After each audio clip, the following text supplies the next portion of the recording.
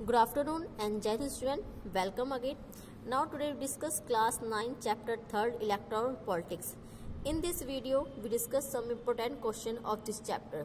Your first question, Election Commission of India is very powerful, explain. The Election Commission of India is an independent and very powerful body. It is responsible to conduct free and fair election in India. Once appointed, the Chief Election Commissioner is not answerable to the President of the government.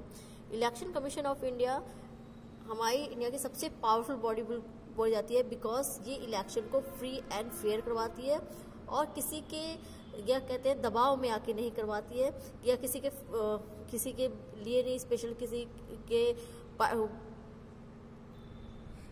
किसी एक party को support नहीं करती है. Once appointed the chief commissioner is not answerable to the president और the government. जब एक बार चीफ इलेक्शन कमिश्नर को अपॉइंट करा जाता है तो वो आंसरेबल नहीं होता गवर्नमेंट को और प्रेसिडेंट को, वो अपने डिसीजन खुद से ले सकता है. Now next question, election commission take decision on every aspect to conduct and controlling the election procedure in India. Election commission अपने जो डिसीजन जैसे मैंने बताया सब अपने आप से ले सकता है, उन पे क्या किस तरह कंट्रोल करना है क्या करना है सब इलेक्शन कमीशन का वर्क होता है. It implements model code of conduct which all political parties and candidate have to follow during election. वो अपने खुद के रूल बनाता है जिसके जितनी भी पॉलिटिकल पार्टीज जो इलेक्शन पार्टिसिपेट कर रही है उनको फॉलो ही करना पड़ता है.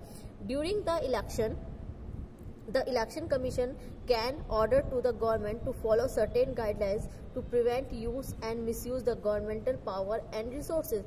और इलेक्शन के टाइम में जो इलेक्शन कमीशन है वो ऑर्डर दे सकता है कि गवर्नमेंट अपनी पावर का कोई मिसयूज ना करे, है ना. यानी उसकी जो इसको शुद्ध हिंदी में आचार संहिता लागू कर दी जाती है. गवर्नमेंट ये नहीं कोई न्यू पॉलिसी लाए या जितने भी एग्जाम होते हैं प्रोफेशनल्स एग्जाम उन पर रोक लगा दी जाती है तो जिससे ये कहते हैं ना कि लोगों को अपनी पॉलिसी से प्रभावित ना कर पाए, गवर्नमेंट एक लॉलीपॉप टाइप का दिखा पाए कि हमारी पार्टी को आप चूज करिए, तो इस रीजन से आचार संहिता लागू करवा दी जाती है. When an election duty government officer work under the control of the election commission and not the government. Election commission के अंडर में जो भी इलेक्शन में जो भी ड्यूटी लगी होती है जिन लोगों की जितने भी क्लर्क होते हैं या फिर गवर्नमेंट टीचर्स होते हैं जो इलेक्शन मेंबर्स होते हैं वो सब गवर्नमेंट के अंडर में वर्क ना करके इलेक्शन कमीशन के अंडर में वर्क करते हैं. Now your next question, explain the role of the election commission in free and fair election. Firstly, allotment of election symbols.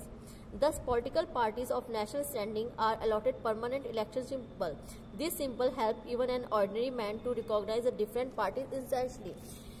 जितनी भी पॉलिटिकल पार्टीज हैं उनको सिंबल प्रोवाइड करवाती है जिससे कोई भी ऑर्डिनरी पर्सन भी पार्टी को पहचान सके कि कौन सी पार्टी के कैंडिडेट्स हैं. Now preparation on electoral rolls. Electoral rolls को प्रिपेयर करना यानी जितने भी वोटर्स होते हैं उनकी लिस्ट को प्रिपेयर करना. Electoral rolls are prepared in which the name, father name, age, sex और द वोटर्स क्लियरली मेंशन. जो वोटर लिस्ट होती है उसको इलेक्टोरल रोल भी बोला जाता है. तो इलेक्टोरल रोल की प्रिपरेशन करना ये भी इलेक्शन कमीशन का वर्क है. नेक्स्ट है delimitation of constituencies.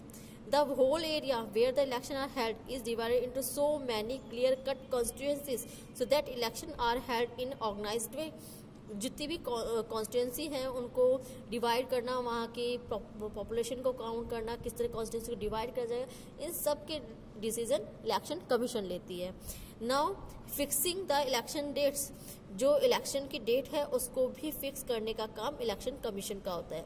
The election date is announce so that the voters could easily cast their votes on the particular date. Election का किस जगह पे कौन सी कॉन्स्टिट्यूंसी में किस टाइम पे इलेक्शन होंगे इसका डिसीजन भी इलेक्शन कमीशन लेती है.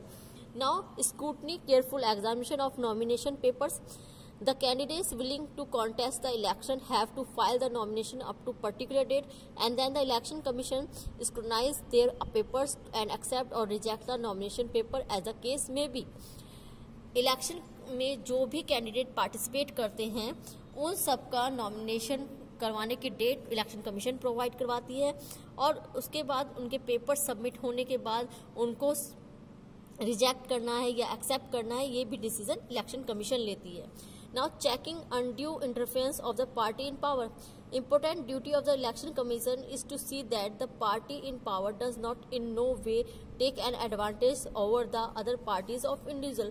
और नेक्स्ट, कोई भी जो भी पार्टी इस टाइम सत्ता में है, इलेक्शन के टाइम में जो भी पार्टी सत्ता में है वो अपनी पावर का मिसयूज ना कर पाए, तो एडवांटेज ना ले पाए, इसको देखने का काम भी इलेक्शन कमीशन का होता है। लाइक हम जैसे इमरजेंसी के टाइम में पढ़ चुके हैं कि इंदिरा गांधी जी ने क्या करा था, बहुत सारे जो भी गवर्नमेंट एम्प्लॉयज़ थे उनको अपने कहीं ना कहीं पार्टी में शामिल करने जैसा काम किया था, यानी उनको अपने इलेक्शन में कि वोटिंग करें या उनके इलेक्शन में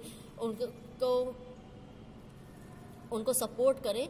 तो उनके इसी रीज़न से उनके इलेक्शन को हाई कोर्ट ने मना कर दिया कि इलीगल रूप में इलेक्शन नहीं हुए। Now thank you student, in next video we discuss other question.